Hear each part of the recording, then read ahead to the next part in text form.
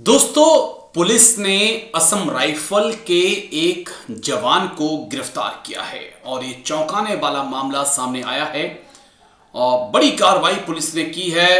Assam rifle के जवान अमरजीत को असम से गिरफ्तार किया गया है। पूरा आरोप क्या है, पूरा मामला क्या है, मैं आपको डिटेल से बताऊंगा। बांका से ये पूरी खबर है। बांका जिले के शंभूगंज थाना क्षेत्र में 2024 में ननिहाल में रहने वाले युवक आयुष के हत्याकांड मामले में पुलिस ने घटना में शामिल एक फरार आरोपी जो कि असम राइफल का जवान है, अमरजीत कुमार को गिरफ्तार किया है और उन्हें बांका लाया गया है। आरोपी अमरजीत कुमार असम राइफल में सर्विस में है। मालूम हो कि वर्ष 2024 में शंभूगंज थाना क्षेत्र के गुलनी कुशवाहा में ननिहाल में रहने वाले मंगेर निवासी आयुष को उसके नानी के घर में एक लड़की के साथ प्रेम प्रसंग के चलते उसकी हत्या कर दी गई थी षड्यंत्र के तहत। और हत्या में जो लोग शामिल थे उसमें असम राइफल का एक जवान अमरजीत कुमार भी शामिल था। उसके बाद पुआल के ढेर में शव को छिपा दिया गया था।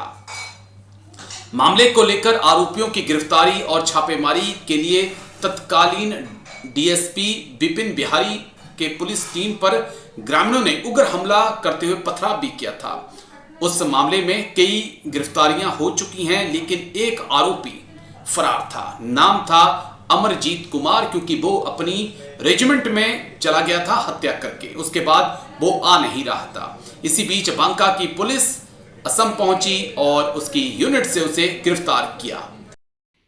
2024 में एक मर्डर के केस में आप लोग जानते होंगे कि शंभूगंज में एक लड़के की हत्या करके तो सबको एक कुएं में फेंक दिया गया था।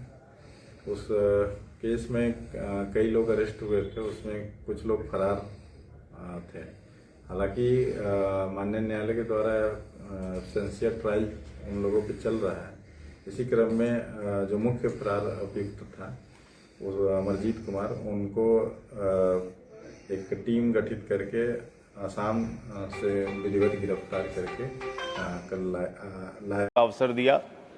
मान्यवर, भारतीय सेना देश का गौरव है।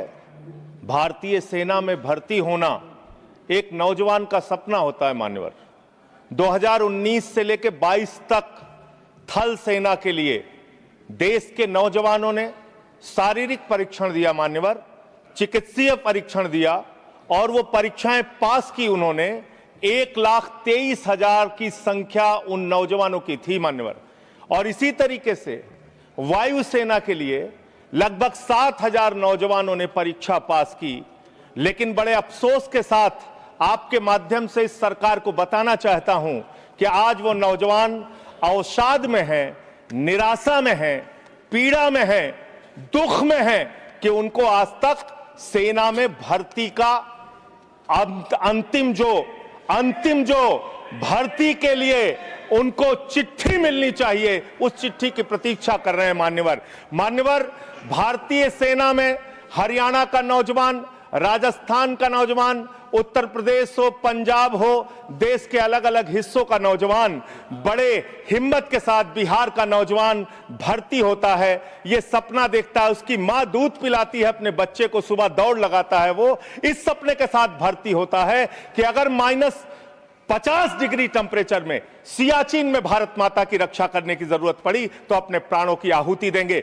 +50 डिग्री टेम्परेचर में जैसलमेर में खड़े होकर अगर भारत माता की रक्षा करने की जरूरत पड़ी तो अपने प्राणों की आहुति देंगे। लेकिन आपने अग्निवीर जैसी योजना लाकर भारतीय सेना के साथ और भारत माता के साथ विश्वासघात करने का काम किया। मान्यवर, एक अंतिम बात कह के मैं अपनी बात को खत्म करूंगा। मान्यवर, एक हरेंद्र यादव नाम का सेना का नौजवान, सेना का जवान पिछले दिनों जौनपुर में मिला। मान्यवर, वो हरेंद्र यादव अपनी पीड़ा, अपनी दुख को मेरे सामने वो रख रहा था। उसने विपक्ष के तमाम नेताओं के सामने और सत्ता पक्ष के सामने भी गिड़गिड़ाया, रोया।